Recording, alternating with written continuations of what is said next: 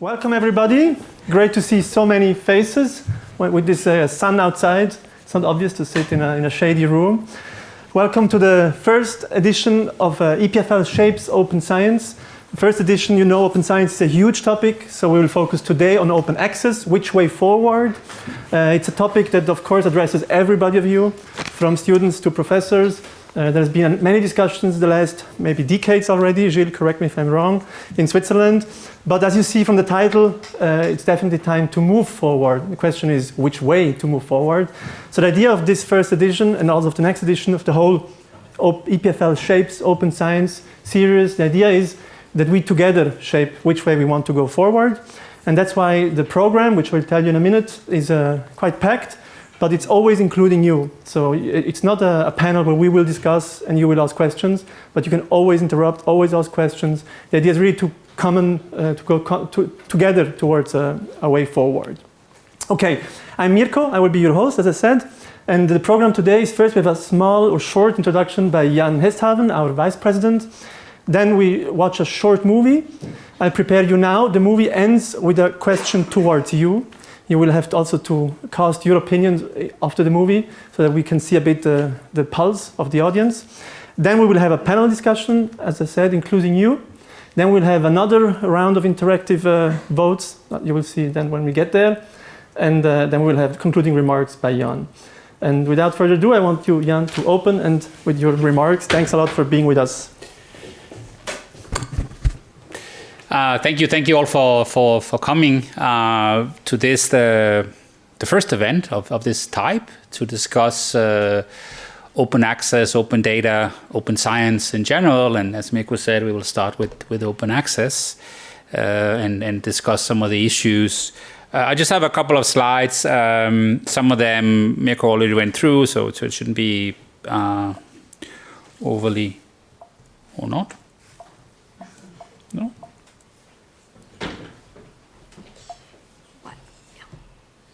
Okay. Oh, here we go. All right. So, so the idea is, as was already mentioned, the idea is that we have a number of challenges ahead of us in terms of open science, open data. What is the EPFL strategy for this going forward? And we would like to make these decisions with everybody involved in these questions, which is ultimately the entire EPFL community. It's about culture, it's about how different fields work in different ways, and we need to try and discuss this a little bit, and then, as I said, this is the beginning of this conversation. And today, the focus is on open access. What is the path that we take? Should we simply stop paying the publishers? Then what? What do we do with the archives that sometimes are useful, and discuss, and this is what the panel would do, discuss a number of models that are alternatives to status quo, and then see what kinds of decisions, or at least guidelines, we can reach at. So just to give you sort of two slides with numbers. So overall, we're doing fairly well. About 3 out of 4 papers coming out of EPFL are in open access in one way or another. And you can see the total number of papers coming out of EPFL is actually dropping. It's not necessarily a problem, but that's the situation right now. So we see 70%, a bit more than 70%. So that's, I think, is a reasonable number. There are certain fields which are somewhat resistant to the idea of open access, and they would simply take longer for them to get there. But in spite of that, and maybe this one is sort of perhaps the most important one. So this is the cost that the library pays for subscriptions of various ways, including the agreements with the publishers. Publish is part of the agreement, so read and publish. And then APC is what the labs potentially are paying in order to pay the publisher. And what you can see is that at this point in time, we are spending we're spending on the wrong side of 4.5 million in order to do this, and the number keeps going up. So this is not long-term sustainable. You can read it in a very, if you can see, the yellow ones is the published ones. This is the new kind of agreements that are made where you have access to read, but you have also access to publish with the agreement that you make with the major publishers, and as a consequence, the cost goes up. More papers are in open access, but the cost is high. So today's program was already mentioned. There will be a video. Mirko went through it. And then the goal is to try and take the feedback that hopefully comes out of this event, and most importantly, the discussions, and roll this into a policy for EPFL that gives us a guideline for how we should look at open science and open publishing, open access in this case. And every event, as I mentioned, will have different themes, and then this will all come together based on the feedback from the community. So without further ado, I think we should look at the video, and you'll get a sense of some of the questions that you will have to have an opinion on. And then the panel would start, and there will be an opportunity to discuss the different models. So, thank you, Jan. Okay, so to manage your expectations, the video is about 7-8 minutes. And as I said before, at the end of the video, so the video has two purposes. One is to bring everybody on the same page. I guess many of you know already most of the things, but maybe some don't. And at the end of the video, we will ask you something quite radical, to vote your way forward. So we're aware of this choice. So at the end, there will be a QR code, right, Laimi? Yes. That you can scan, and that we collect your information, which you can right away use in the discussion, and hopefully know a bit where you stand in this community-driven way forward. So let's enjoy the video first.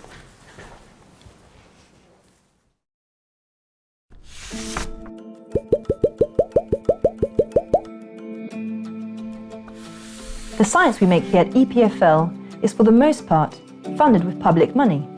It should therefore be freely accessible for the benefit of society. Implementing this is tricky though. But why? Let's rewind. Traditionally, to access the content of a paper, there are two options. Either the paper is behind a paywall and the reader needs to pay to access it. Either we, as researchers and institutions, pay the journal to directly publish it in open access. In research, the currency of success is determined by which journal a scientist publishes in. But if an article is published in a prestigious journal, does it really mean we can take its content for granted? And how much does this whole system cost us? I believe open access is important because openness is the original mode of operation of research, and no progress was ever made by withholding knowledge. So open access is not just important, but the obvious standard and non-negotiable. For the publication year 2021, we at the SNSF recently measured that 76% of all publications coming from SNSF-funded research were open access. Right now, the questions around sustainability become more important. So the cost of scholarly publishing, as well as the quality of services and the quality of the published content. And for-profit publishers are trying to use OA to sustain and increase their extreme profit. So these aspects will have to be addressed very soon.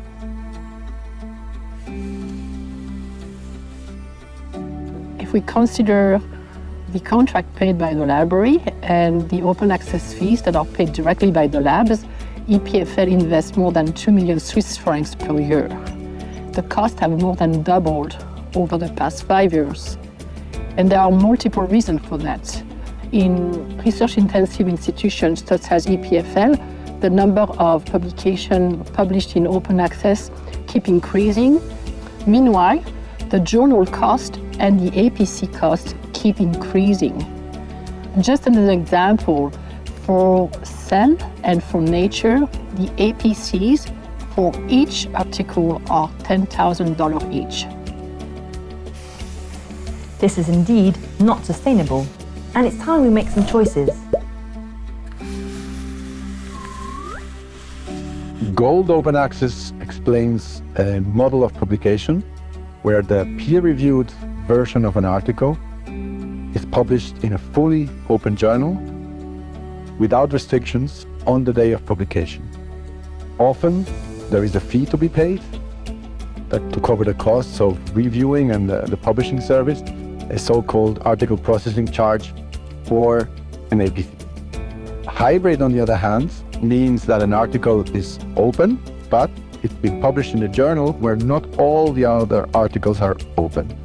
A big flaw with the hybrid model is that it creates a patchy access to knowledge. Hybrid is also responsible for a massive increase in cost of publishing because it has led to what is sometimes called a double dipping effect. That institutions have to pay a subscription to the journal on the one hand to see and read all the content that isn't open, and they also pay to open those articles that they produce and want to make accessible through open access. There are many benefits to Gold Open Access. The first one is immediate access for anyone everywhere.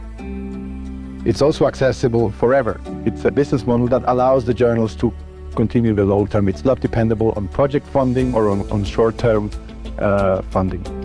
It's machine readable and AI ready, as most open access is, and it's published under a CC BY license, and there is no transfer of copyright. I think the fee or the APC that I mentioned before can obviously become a new type of barrier. It has to be understood that quality publishing services have a cost, and there has to be a debate about the cost and how much it costs to publish quality science. But the importance and what I would say one of the benefits of the APC is that it brings transparency and allows that debate to take place. Green open access is also called self-archiving, and it's when the accepted version of a publication is disseminated through an institutional repository, such as AFOScience in the case of EPFL, or through a disciplinary repository such as Archive, after a period of embargo imposed by the publisher. In terms of advantages, at the end of the embargo period, the accepted version of the paper is fully and freely available. Then, I believe there is increased discoverability since papers deposited in AFOScience are very well indexed by Google Scholar, by OpenAir and other search engines. And third, there's the aspect of perennial access, since the publication deposited in an IR is accessible at all time, independently from the publisher's platform. In terms of limitation, green open access is very often viewed by researchers as an admin burden because it entails extra work in terms of dealing with the publisher's policies, as well as keeping track of the version of the manuscript. The second one is copyrights, since in many cases the author rights are retained by the publisher. And then there is the embargo period. Diamond Open Access, or sometimes also referred to as Platinum Open Access, is a scholarly publishing model where authors and readers aren't charged any fees. This makes it equitable because access isn't limited based on affordability. At the same time, and importantly, authors retain the copyrights of their works, which gives them full control of their publications. And by publishing Diamond Open Access, researchers also strengthen the publication outlets and the diversity of the publication outlets in their field. The most challenging limitation for Diamond Open Access is the lack of sustainable funding opportunities and recognition from institutions that would help Diamond Open Access outlets to improve their operations, their outreach, and also their visibility. Also, there is the preconception that Diamond Open Access outlets are less reputable, even though their quality standard is usually high, and even though APCs do not necessarily buy high prestige.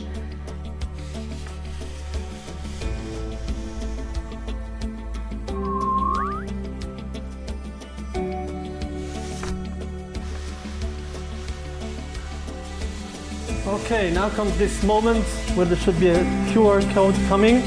And as I said before, all of you are now definitely aware of the 3 ways forward. Again, we ask you for a quite radical choice, but we would like you now to scan the QR code, I step out of the way, and vote for at least one. You have the option to vote for 2 out of the 3 models. And while you do that, in the meantime, I ask the panelists maybe already to sit in the front. I will introduce you in a minute.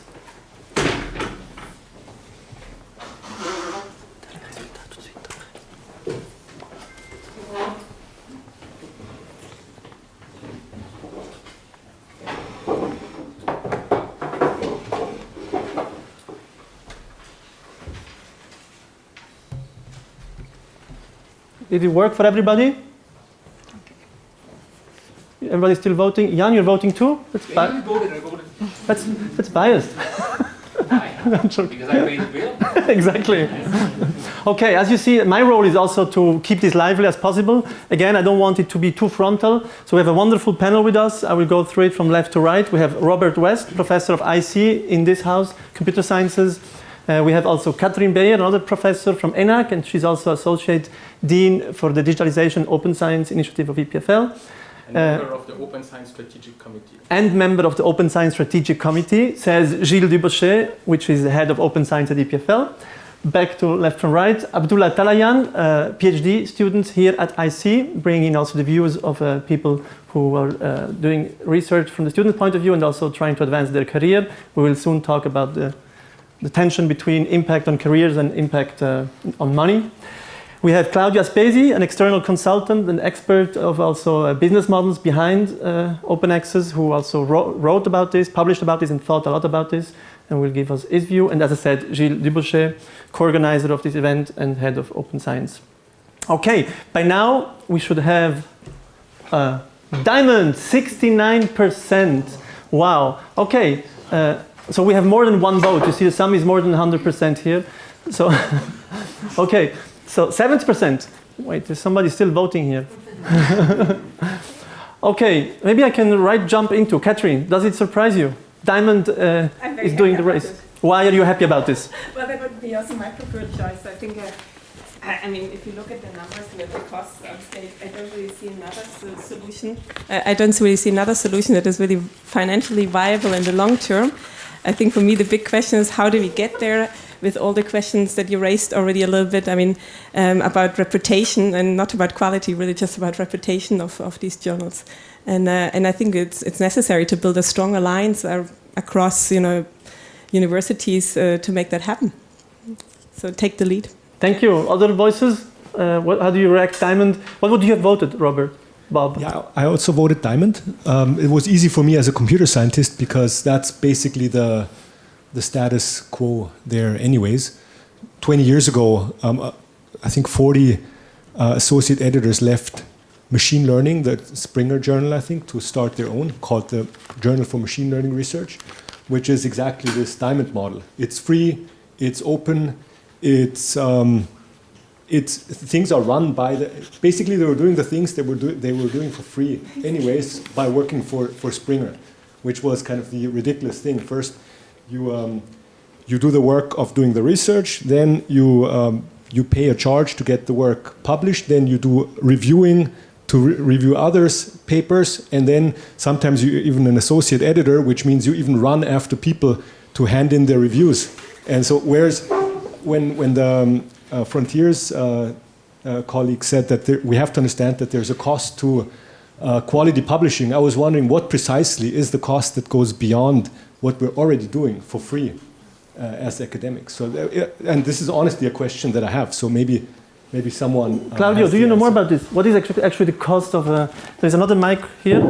You can maybe share this one on that side. There are various. Estimates. Okay, now it's on. There are various estimates on the implicit cost of the peer review process that is not paid. I've seen numbers as high as $8 billion. Bear in mind that the whole industry has revenues of about 10, so it almost doubled the cost, and that obviously does not include the cost of writing the articles themselves, which is paid primarily by the taxpayer directly through government funding or intergovernmental funding, or in the case of private funding, don't forget that many of the funders are also tax-preferred structures in various countries, so the taxpayer is still paying for that research, at least in part as well. Thank you. Gilles, you want to add? Yeah, I'd like to add something. I'm actually surprised by this result, especially by how clear it is. I wasn't expecting that, to be honest, as the entry point in this discussion. And the reason is that the diamond option really, in a way, is the most challenging. It's what Robert was saying before. Some communities have made a switch already to diamond open access. But of course, for a switch like that to happen, you have to have a community that essentially has an understanding within a community. It can happen community by community, but still within a given community, you need to have an agreement that, yes, we are ready to essentially take our own responsibility in relation to the publication. There are also questions about the long-term funding, and I'm actually curious to hear how, in Robert's case, the long-term funding of this Diamond Journal is taking place. I mean, there is a lot of money in the system, as we can see. That's not the issue here. But the transition from what is currently the status quo, which is essentially a gold model, towards something else, is a challenge that is there. I think one of the underlying question for me in this discussion is how much of responsibility for researchers to be part of the solution of open access are we as a community comfortable to push forward as our strategy? Because I think the truth is that in the last 10 years or so, since the moment open access has been essentially a commitment of the scientific community towards the public and towards itself also to some degree, the position has been, it's fine.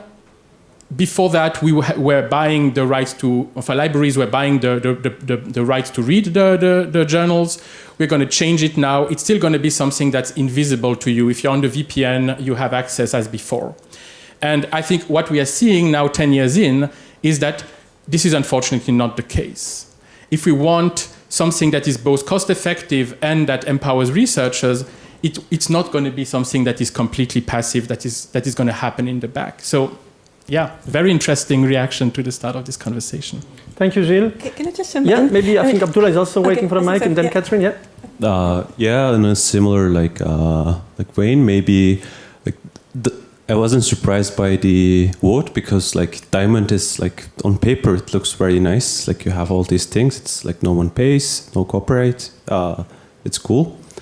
But I think it is, like, whenever you ask someone, like, what would be the ideal, people would probably, like, list several properties of diamond already. So it is not, like, very surprising to have this. And I think the main goal is, like, as others have also said, it's like how to implement this. And again, for some people it is easier, but if you, like, just get a bunch of people and drop them into, like, okay, now you're doing diamond open access, I strongly think most of them will fail for certain reasons. Maybe we can discuss them later. Yes. How to implement transition. Perfect. Yeah, but I mean, just to jump in also to Gilles' remark with regard to, whether researchers would be ready to sort of carry that forward. I strongly believe that. But I think it's basically beyond an individual researcher. So if you get a group of researchers together, great, to implement that financially in a sustainable way. I think here, that's really a call for the institutions to do so. Thank you. Again, I'm always watching to you. You're part of this. So if you have questions, please raise your hand. I see some hesitating. Two even. Wow. I'll steal your mic. And I would love to hear the audience too. Thanks. Welcome.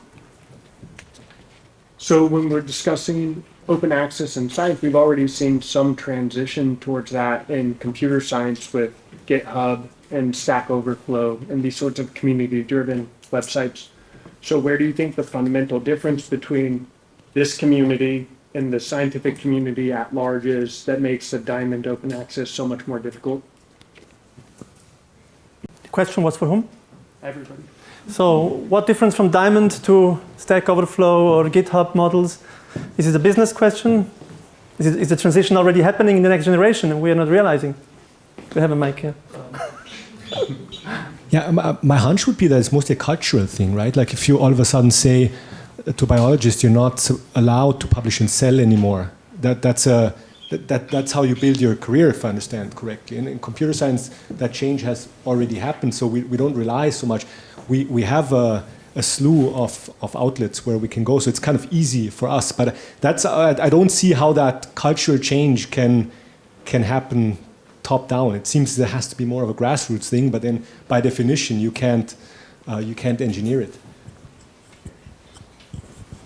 Can I challenge that? I think that it is the choice of senior administrations across the academic community to decide whether they want to continue to allow the journals to play the role of assessing research, which is effectively what they have delegated by looking at the impact factor and equating the impact factor to the value of what's being published, or whether they want to change the assessment criteria. They want to take it away from the journals, and they want to change the reward systems and incentives built around the progression of academic career.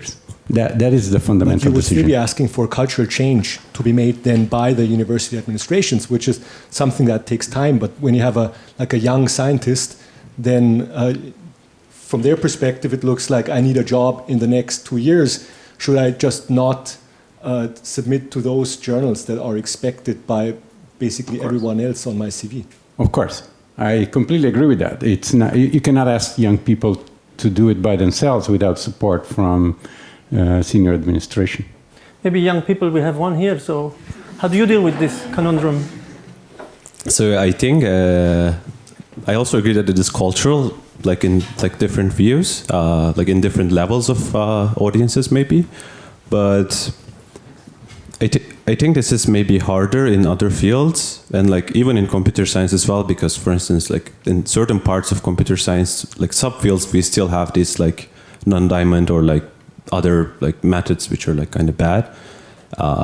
Like maybe ML does this like better because they had some reasons, let's say. But I kind of like put this all into like one basket, saying that there is like a problem called the isolation problem in academia in general, based on like how publishing mechanics works.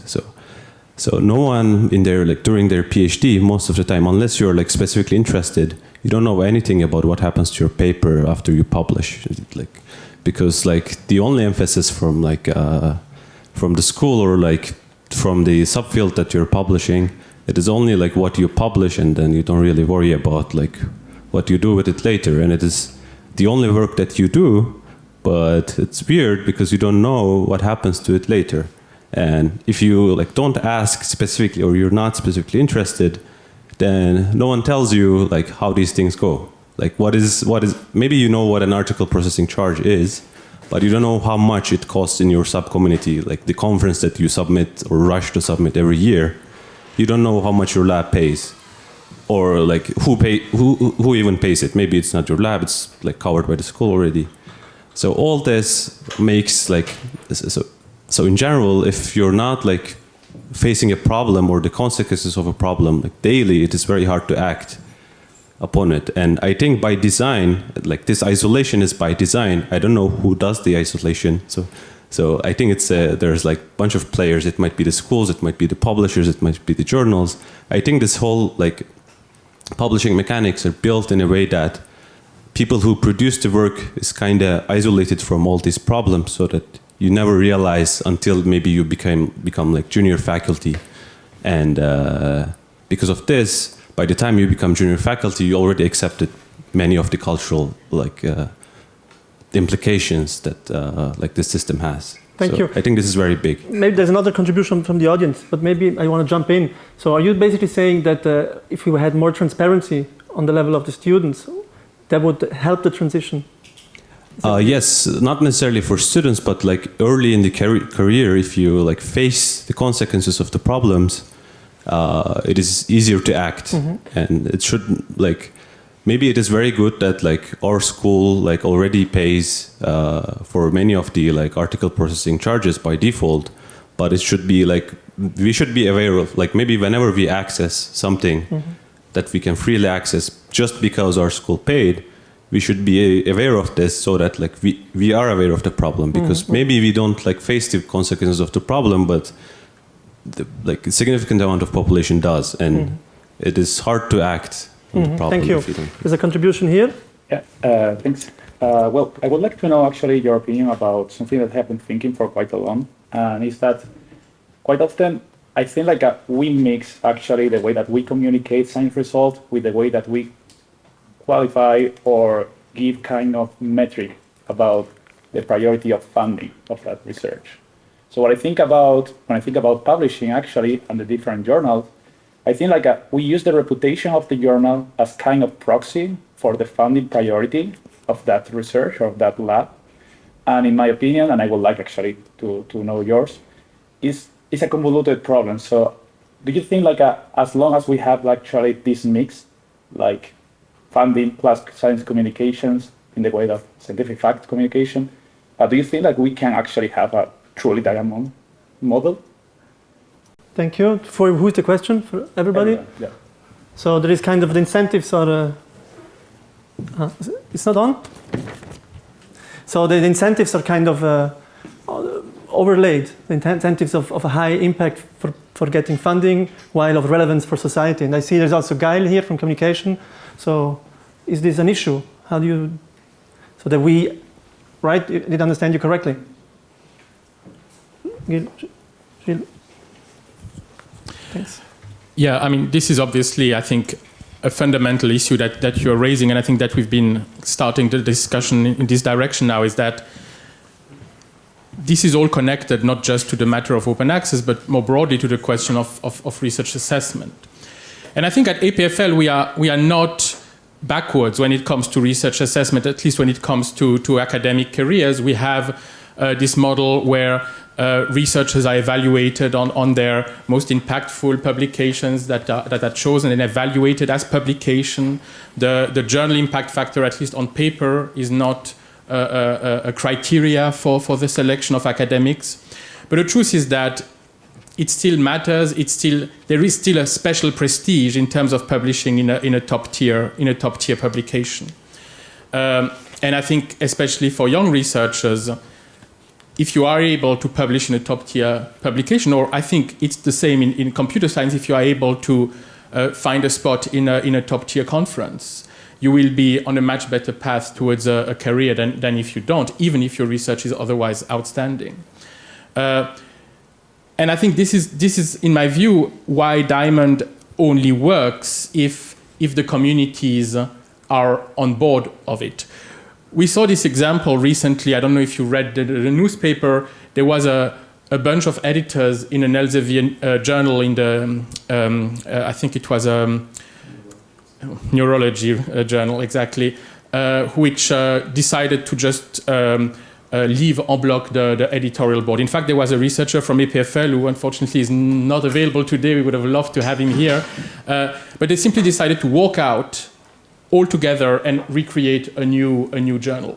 And I think it's still going to be a gold journal, but a non-profit gold journal, and one that will have much lower publication fees than that of Elsevier that they left. So even if the community is engaged in something, it can still be gold. Just a parenthesis here. But what is interesting here is that the hope with this type of change is that if the community has an agreement, hopefully it will actually impact the evaluation within the community. A peer review or the peers that look at the publication, they will see the new journal and will say, yes, this is still the excellent journal that we had before. It simply happens to be community run instead of run by a commercial publisher. So I think a little bit the question that certainly I have in terms of thinking about this Diamond transition, since this seems to be very highly present in this conversation, is what can we do as an institution to make it easier for the communities to actually have this conversation about, yes, it's time for us to take our responsibility, either for Diamond, and I personally think that there is a lot of potential also in non-profit gold publication, in the sense that it still allows this relatively straightforward and easy business model that we heard from in the video presentation, while allowing the community to decide essentially what the publisher delivers, how the publication is run.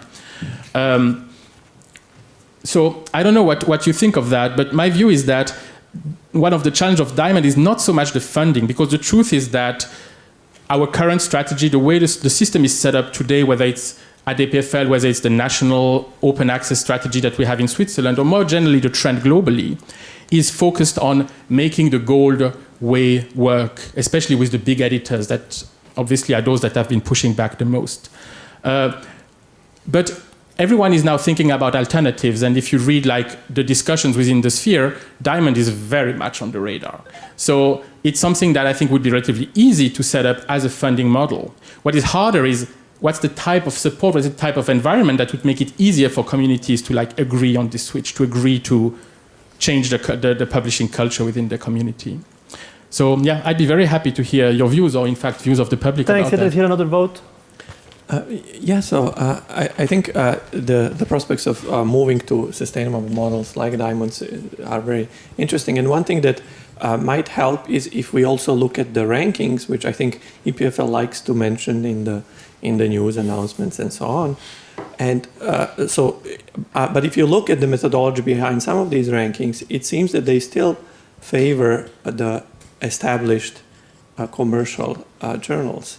And I'm wondering if moving towards a more open, transparent rankings would also not contribute to acceptance of journals and publication venues in general that follow the Diamond model. And I think this is something that we could lead to some extent by embracing the rankings that are transparent, that are based on easily accessible articles, even if they're not in these journals. Thanks a lot. There's another comment here. It wasn't a question, right? It's more a comment. Yeah, thank you for the very interesting debate. Since I'm also familiar with the journal mentioned by Professor West here, the Journal of Machine Learning Research, I was able to cheat and look up the costs of actually publishing an article there to stress your point that it's not about money really, because what they say after 20 years of operations is that they have a website which has a total of 50 gigabytes of data and is hosted for about $100 a year. Which is paid by MIT, but I think we could find $100 for the leading journal in machine learning. And they have one part-time job as an editorial assistant. That's it. So just to stress the fact that at least in this particular case, it was not about money really. It's more about finding the right set of editors that are willing to walk out and start their own thing. Because, I mean, right now in machine learning, it's the best thing there is. So obviously success. Thank you. It's not about money. Claudio? To reinforce the message about the fact that it's not about money, remember I said earlier there are about $10 billion in revenues from the scholarly publishing industry globally.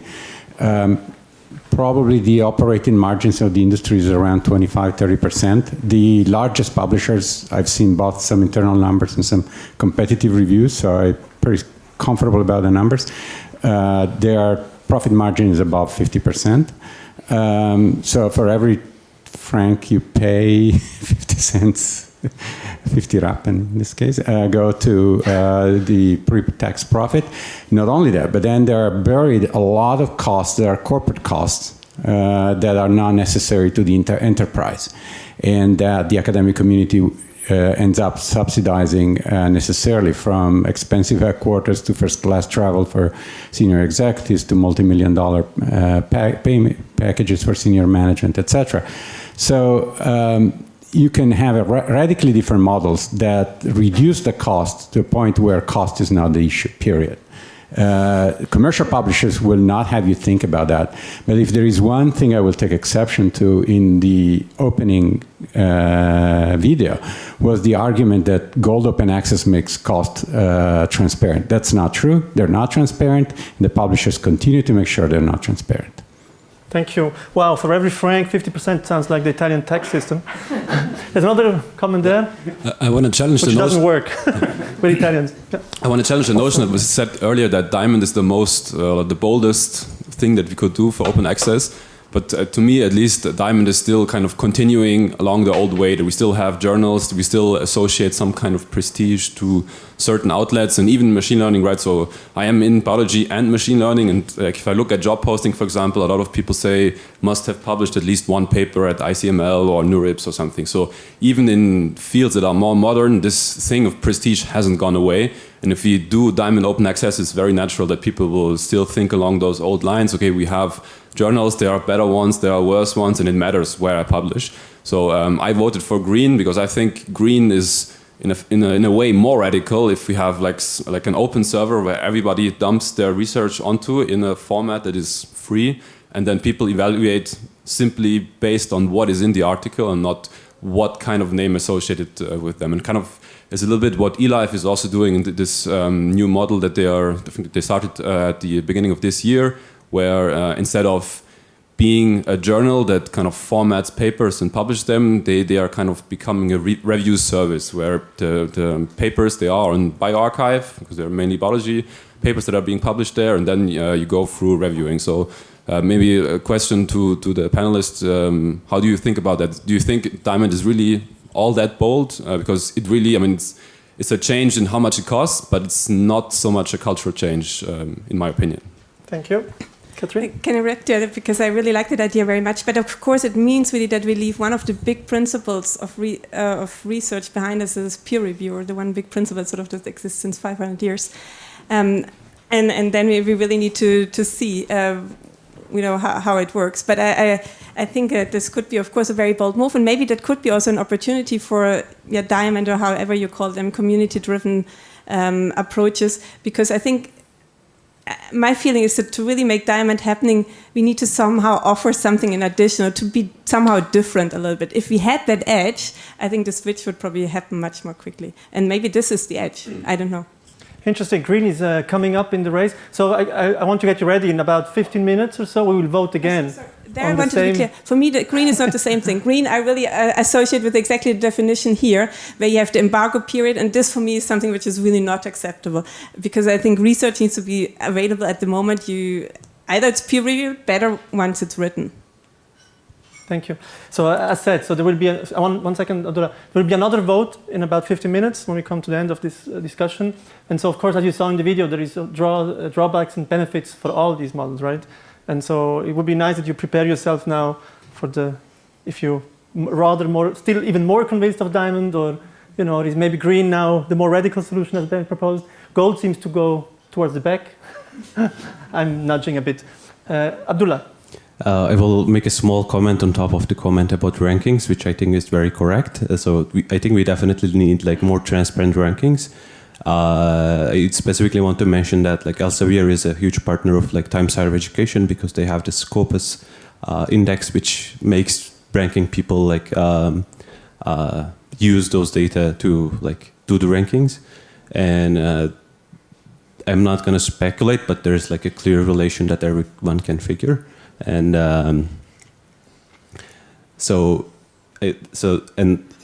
Elsevier kind of knows what they're doing, because they're owned by this. I don't know if maybe everyone knows, but they're owned by RELX, which is a risk management company. So they kind of know what they're doing, and it's a multi-billion company as well.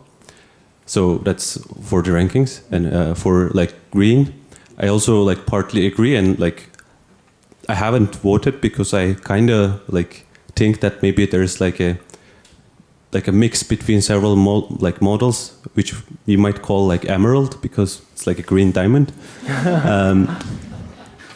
So for Diamond to kind of culturally not work, but also culturally work in a different way, we need people to engage in the act of publishing, not writing the paper, but publishing the paper. Thank you, Abdullah. Yeah. So I think we're all agreeing that we did the mistake a century ago to outsource this. But now the question is how do we move forward? Gilles, wait, there is somebody maybe here from the audience. Yeah, please. I had a question about something you mentioned before during the debate, all of you, is the importance of the impact factor, especially for young researchers. But nowadays, especially at least my field, the community in the social networks is very important. And publishing in a high impact journal will be, of course, necessarily good, for beneficial for the career, but have been retweeted and making a boom with his my paper, for instance, on Twitter or any social network would actually help more, I guess, to some extent, and would get more reads. So of course I will not have on my CV a paper which would be published in whatever good paper it would be, but if I'm known in the community as the guy who did this, maybe it would be more interesting and more favorable in a sense. Thank you for your comment. There was another here in the back before. Yeah, here. This is more of a question, but maybe we can turn it into a comment or something to be discussed later. It seems that there's really this distinction between the diamond versus the green and the gold, where we have this centralized structure performing the publication versus the diamond, which is more community driven. And I'm wondering if there's a fundamental or qualitative difference between what a centralized publisher can provide versus what the community can provide. Thank you. Yes, Bob, you have a mic now coming. Yeah. Oh, it's fine.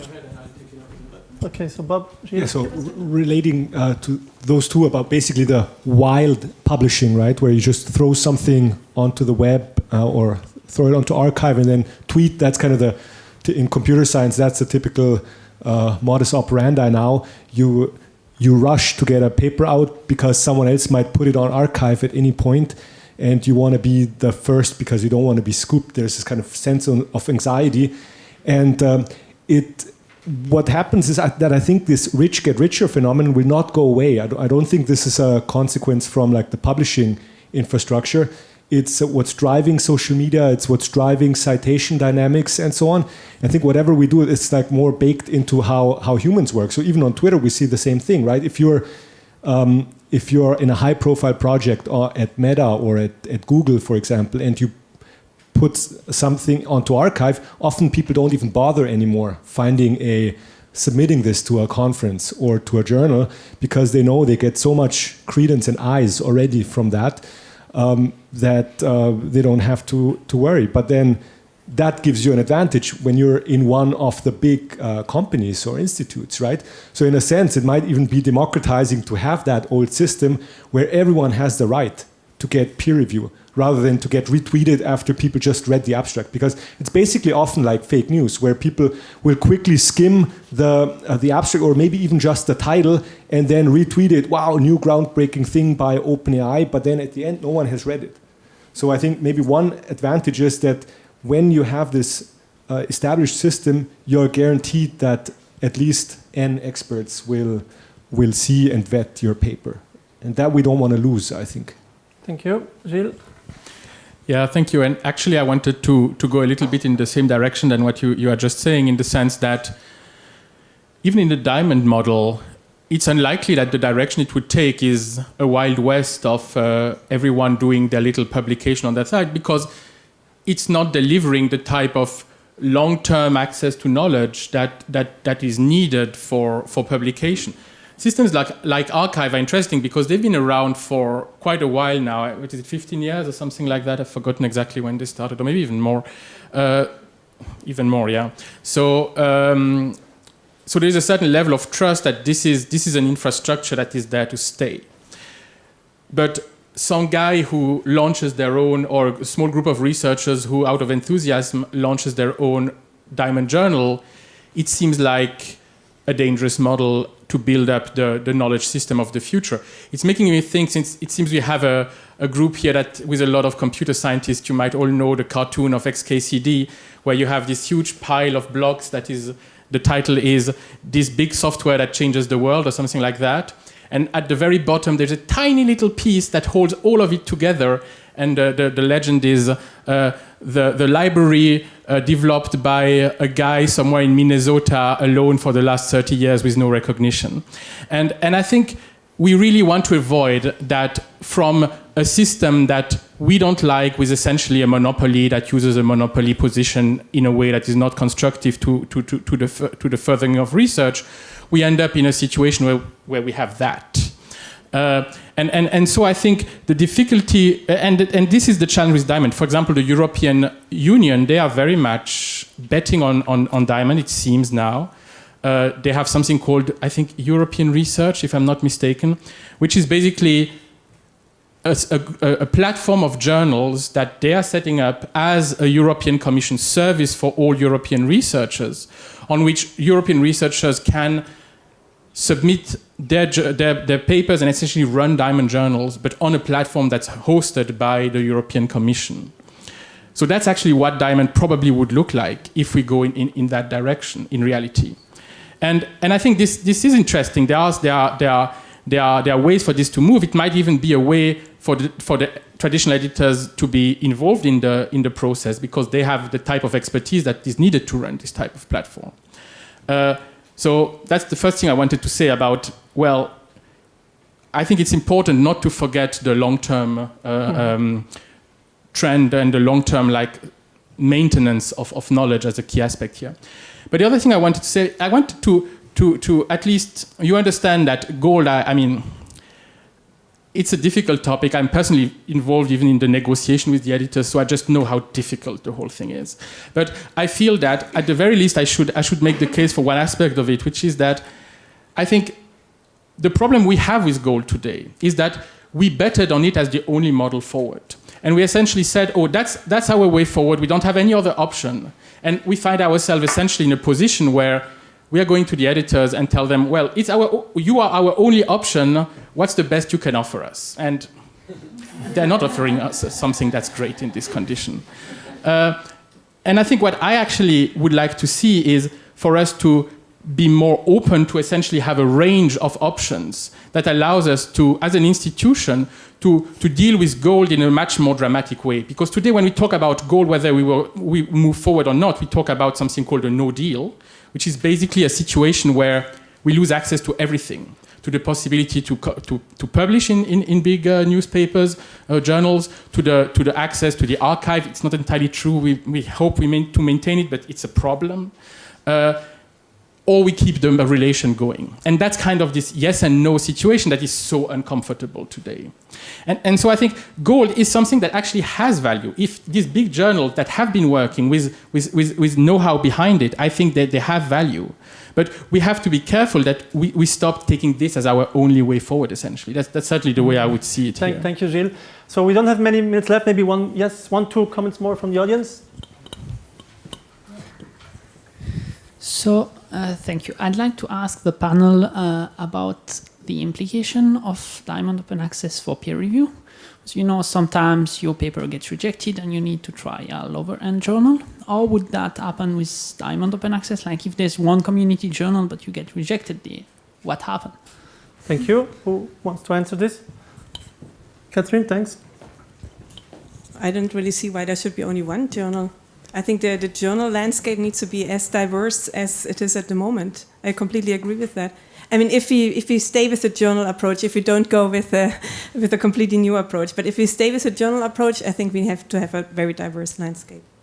Thank you. And a quick question. We have been discussing here one dimension, which is the payment and access model. And then we have mentioned a few other things, like the goal being for-profit or non-profit, permanence, etc. So we have like all of these dimensions, a multidimensional problem. But at the very least, couldn't we expand the vote to include green and gold non-profit as a goal of the whole enterprise? Thank you. Claudio? Yeah, I think in principle, yes, except that some non-profit publishers behave exactly like profit publishers, as you probably know. They're as anxious to increase their revenues. And in the feedback from most librarians I've spoken to, there is a clear differentiation in how they rank in their own mind the for-profit publishers, from some that they view as collaborative to some that they view as very rigid and abusive, literally abusive. So it's much more complex than just cutting that distinction. The other thing I will say is that, well, I'll stop here. Thank you. Any more? Yeah, maybe one last comment, and then we slowly move to the next level, next stage. Where was it? Here. Thanks. So, the light is on? Yeah. Try it out. No, you have to press the button, the light must be on. Okay, so from my perspective, the advantage of diamond ones are that there would still be some kind of review process that we trust. But so my question is, how much do we even trust this review process? Because now there is this trend also to have open review platforms where you can actually see the reviews, and at the same time also the review is something from which community can learn. So is there any kind of trends on opening the review process and discussing this part of the whole publishing part? Thank you. Abdullah, you have a take on this? Yeah, so I also want to connect it to some previous theme, starting from peer review. So I definitely agree. Like, I kind of call peer review as paper laundering, which basically like makes already valid papers legally usable. And so I think there's like a bunch of ways that it can be better, and I think it's like a obvious like comment that everyone has. It is also hard to implement, and we can maybe discuss hours about like how peer review should work. So I'm not gonna like go into that direction, but I think that's also true. And I just want to highlight one impact that peer review has to like these specific publishing models, which is that like if you have like a centralized model, like even diamond, gold, doesn't matter. You have to have a team. The journal has to have some structure, like a page limit, so that you can standardize like reviewing. You can only review so many pages, so you have like page limits, and this results in a very interesting thing where you read a 20-page paper, but it's very dense. There's a full version, which is a preprint. It is 100 pages. You read that whole thing, you get something very useful, and then you cite that paper, but you have to cite the published version.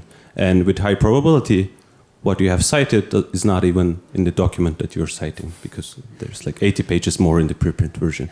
So this is also something very bad, which is somehow not very discussed much as far as I realize.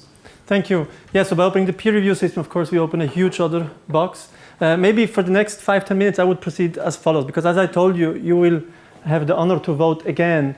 And we heard now the benefits and drawbacks of each of these models. And of course, there's mixed models. We heard some non-profit gold, emerald. It is just a crude version, right?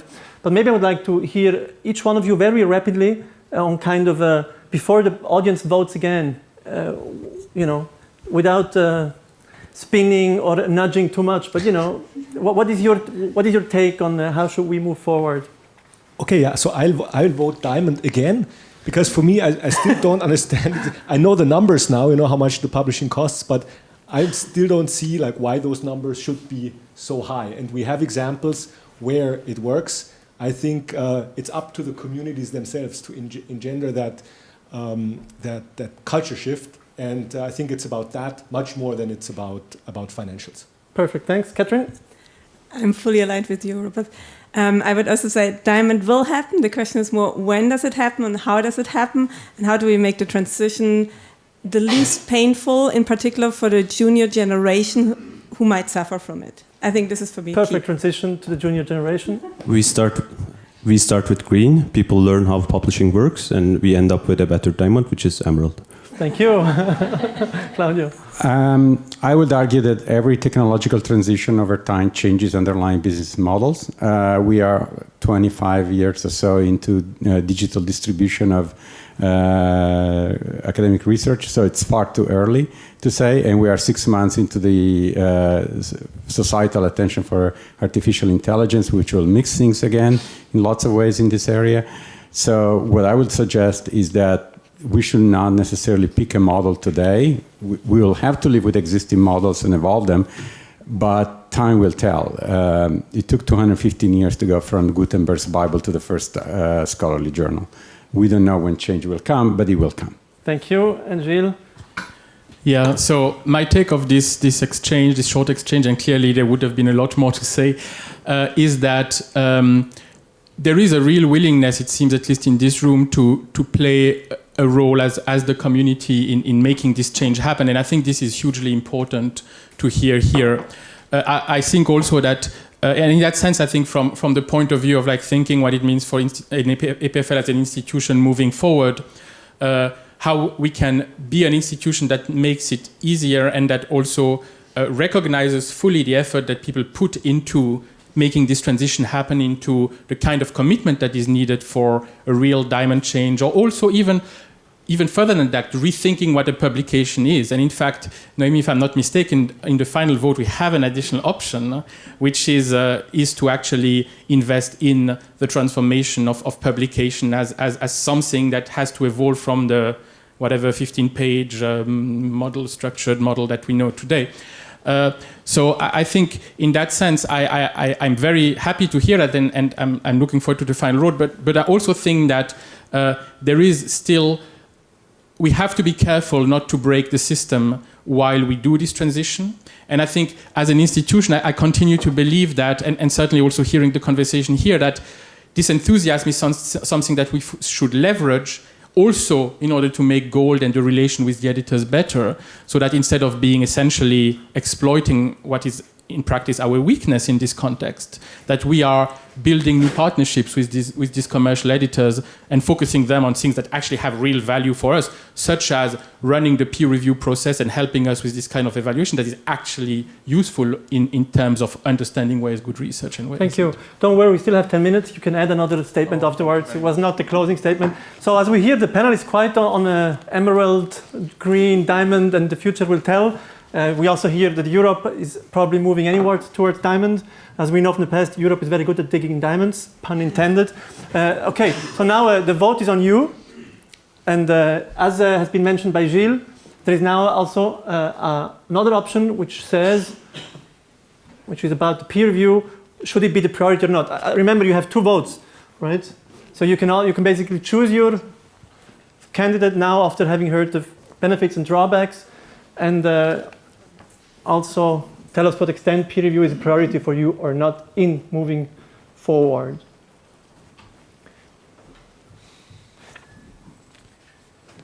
Now we should have drum rolls.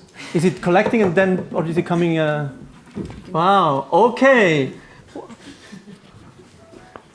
Ooh. Everybody voted? There's still some votes? Okay. So diamond was before 70-71, so it moved even more up. Gold lost a lot. So we are really in the emerald phase. Abdullah, you bet on the right horse. Peer review is 33% of the audience voted. It's not the priority. So now I would like to come to the kind of, how do you take this on as a conclusion statements in some sense? I would like to give everybody the word once more. Gilles, you seemed keen to start before. Now that you see, no, please go ahead. So now you see these new numbers after hearing the drawbacks and benefits. How do you react? Yeah, I mean, this is very interesting. It confirms what was already said at the beginning. So in a sense, I'm not reacting on something new here. But I think this, symbolic share of gold at the end, yeah. I think this raises real institutional questions. Because the truth is that this is the model we've been betting on for the last, certainly 8 years, which is the duration of the national open access strategy of Switzerland, which essentially, it's a bit complicated, but it's a strategy that's intended to come together as a country to make gold work out. And it seems that, at least that shouldn't be a priority coming out of this particular discussion here. Now, I think what it means for... Sorry to interrupt you, but if I'm not mistaken, these negotiations are going on, right? Still on the level of gold now in the next years. Yeah, the negotiations are going on within the current strategy. In fact, there is one just going on now with Elsevier. But there is also starting now the process to actually redefine the national open access strategy. Starting from 2025, Switzerland will have a different national strategy, and we at EPFL, we are very much involved in the discussion around where Switzerland should go. So, are there strong advocates for the diamond model? Well, I think what is interesting is that everyone would like to support the diamond model, but the assumption is that the research community isn't behind it. Well, it doesn't seem so. Now well, certainly in this room, it doesn't seem to be the case. So that is very interesting to me. Great. I think what it means in practice is that currently we're trying to put a lot of money in the gold model to make it invisible for researchers in terms of the costs. And it was mentioned in the room that it's difficult to know where the gold costs actually are. So, I mean, my reaction here, and this is not a commitment to anything where we will go, but it feels that actually making the gold costs more transparent to the individual researchers and the research groups is probably a direction that would seem relatively natural in terms of still allowing researchers to publish wherever they want. I think academic freedom remains an important aspect here. Maintaining the relation with the editors in terms of access to the archive, which is very important in some disciplines, but actually investing our both, I would say, intellectual, institutional, political, and also to some degree financial efforts into the alternative solutions seems to be something that seems appreciated. Perfect. Thanks a lot. Out of this. Maybe some other conclusive remarks, Claudio? Then we could pass on. I would simply add another complication, another layer to all of this, which is the fact that all the data that comes out of all the publishing activity actually feeds something else, which is the assessment model for faculty and researchers. And the interesting question is whether the academic community wants to put in the hands of inscrutable commercial actors the opportunity to deploy algorithms to evaluate their careers, when we just heard about all the problems that two algorithms, the impact factor and the rankings, already have created to academic institutions. And I think it's a common, at least it's in my common experience, the first time you sit down with somebody to talk about their work in senior administration in any academic institution, the first thing they complain is the rankings, followed closely by the impact factor in their field. And so while we're talking about how research goes to the public, you should bear in mind that actually the data that's being extracted is also going into your future careers for all of you who plan to stay in academia. Thank you. Abdullah?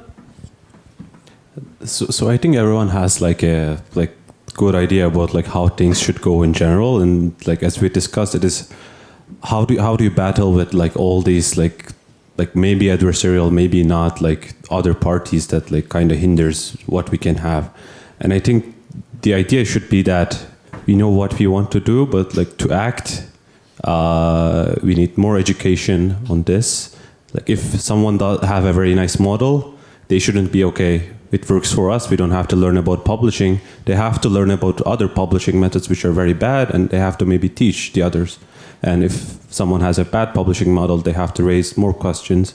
And to do this, we have to be like thinking more about like maybe not writing papers, so maybe write less papers, but work more on what that paper goes to. So because if no one is reading, what's the purpose of writing other than getting jobs? Thank you. Katrin? I wanted to react to what Gilles said. I mean, you said that we should work with continue working with the editors. You meant the editors or the publishers? Sorry, the publishers. I meant. Yeah, there I'm very much for the editors, but with the publishers, I don't know. I mean, we gave them now so many chances to make it right, and they have not. And I think it's just really time for clear cut, and I mean, let them earn the money. Otherwise, I mean, I think for me, they have lost their chances. I mean, why would you believe? Or I mean, for me, it's just hard to believe that that this third time round they would behave in an ethical manner. I just don't believe that. I mean, Bob. Okay. I think this last option here, second to last option, is very interesting. It's a pity you didn't bring this up earlier. First round, yeah. Exactly. Because for me the question is, if peer review is not the priority, what is the priority? And so for me it's doing good science and making it discoverable. Right? And maybe peer review is not the best way of doing it, but that's maybe where a lot of the thinking should go. Like, what is then the proximal priority to reach that long priority of doing good science and making it discoverable and actionable? Thanks a lot. With this, I would like to thank the panel for this and also the audience for the participation. You can move back. And while we are thanking people before we pass the word to our common boss, I would like to thank also Noemi very much for the work she did. We're not yet at the thank you, but yeah, okay. Let's do an applause for Noemi. Thank you. Okay, we're coming to the last part and then to the final thank yous. And this was really just to thank you for participating in the panel discussion. Now we have the last part. We have the concluding remarks by Jan, and then we will close the show. Sorry interfering with my... Okay, so thank you very much for the interesting conversation, for the panel, for the audience. So I sort of took a few notes. Okay, so there's a couple of things I need to dispel first. Okay, impact factors plays no role at EPFL in promotions. If we get a letter that says, "Oh, such and such is great because she always publishes in Science," we discard the letter. Okay, you can believe me or disbelieve me, but that is nevertheless the policy. So impact factors, the EPFL plays no role. And in fact, we have signed the DOA declaration that says very specifically that the name of the journal is not a proxy for excellence. Okay, so done. Now rankings, we quote only rankings when we rank well. Okay, but the problem, of course, there is a problem with the rankings, is that there's only maybe 2 of them that are sort of semi-transparent in how they actually reach the rankings that they then make publish. Whereas the majority of the rankings that we look at and that are out there, Times is sort of perhaps the most famous one, which always tweaks their internal ranking. So Oxford, Cambridge is 1-2. You can go back. That is literally, and it is very strange that they always come out 1-2. No matter what happens in the world, they're the best. Okay. Well, so there's clearly work to be done with the rankings, and I agree fully that we should not let the rankings sort of guide us too much. It's an indication of what happens between different institutions, and you can sort of sleep too long on a Sunday morning and you drop 10 numbers in there. I mean, this is really not an exact science, right? So fine. So before I get to the diamonds. Let me sort of say that I think there's a couple of things which we haven't really discussed, which the publishers do, which is, and it doesn't matter whether it's gold or it's diamond, whatever, the publisher, the journal, serves as a filter. If there's no review whatsoever and everything is just dumped out there, and it's for you to discover what is important, okay, that's fine, but the number of papers is growing extremely rapidly at a global level, and that becomes a very difficult exercise to do. Now, we can do it, you can do it, but the publishers, the journals, plays a role of saying, for better or worse, I think you should publish, I think you should focus on these papers. You can agree or disagree, but that nevertheless is a role that they play. Secondly, there is an aspect of the publishers which we can ignore, but I don't think we can, because for many, many years we have been giving them their work and our work, and it sits in their archives. And if we walk away, we will lose access to the archives. Now, in some fields that moves extremely fast, this is not perhaps really a big deal. In other fields like math, where we are very slow, we need the archives. And very often you would look at work that is 20, 30, 50 years old. And if this suddenly is gone, you have lost the history of the field. Now, I don't actually know how to solve that one. Okay, that's a tricky one. But to simply ignore the public, okay, we will never talk to you again, will have an impact. Okay, that I think we also need to be aware of. Now, we talked a lot about the diamond publishing. That's clearly the one that is strongly preferred. There are some issues. I think we've talked about some of them. Sustainability. If a group of people get together and open a journal, how do I know that it's there 10 years, 20 years, 50 years from now? Now, if you can get other people to pay for it, the European Union or a billionaire that pays for the archives and so on, then that's all great. But then somebody else pays. Okay, this doesn't happen for free. So there's a continuity issue here that we have to think about on how to make sure that when you publish, it's also there, for history. I don't know that there's a good solution to that right now. The quality control, the peer review, clearly the peer review can be done. There are a number of models around where with Diamond, peer review is sort of a community exercise that is done, and this can be done. I think walking away from peer review, personally, I would be a bit skeptic about that. I understand that there are many pros and cons, but not having a peer review process at all and you just dump it out in the wild, I think there is a risk that what you would look at are the names that you recognize. And the ones that are coming up through the system, well, I don't know who XYZ is, so I'm going to look here because this person I know. And that's not necessarily the most exciting work. It could be coming from there, but you'll never know about it. Okay, so this one is also not without its challenges. And then, as was said, one of the big challenges with Diamond, certainly if you sort of open it up in the wild, is how is the reward system? How do we assess the papers? How do we promote in the academic system? This is now very much based on the quality of the paper, but you have to find the paper. So there are some challenges there that we need to look at. But the last thing I wanted to say, and we all agree that this is about culture, right? I have to tell you, we can all agree here that Diamond is the way to go. I invite you to go to the life sciences, okay, and have a conversation with the life scientists. Okay, they're going to throw you in the lake. Okay, it's just a completely different world. They don't see it like that. For them, nature, science, cell, whatever, that's where you go. If you don't go there, you're nobody. So I'm sorry, but so there's a huge cultural gap that we need to think about. But the last thing I wanted to say is that at universities, we are almost usually in favor of, everything has to happen bottom up. For this culture to change, it has to happen top down. It is the old people like me who has to say, you know what, this is a bad model. So I'm going to change. Because if I don't do that and just sort of do the way I've been doing it for 35 or whatever, I don't remember how many years, a lot, then how are the young people going to be protected? They're not. Because they're going to see, all the white elephants are still publishing like that, so, I cannot take the risk. I get it.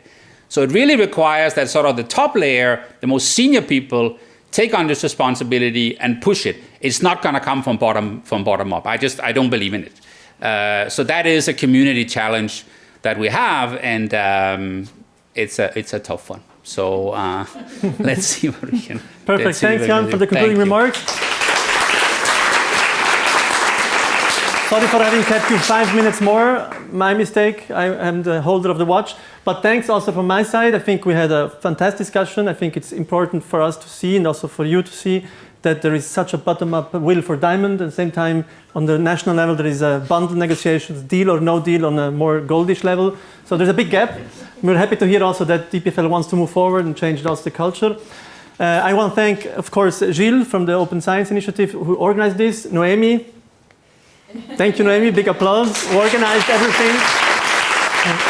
And also thank, of course, the EPFL Library for having participated in this event. And please stay tuned. There will be most probably another event on another aspect of open science towards the end of the year.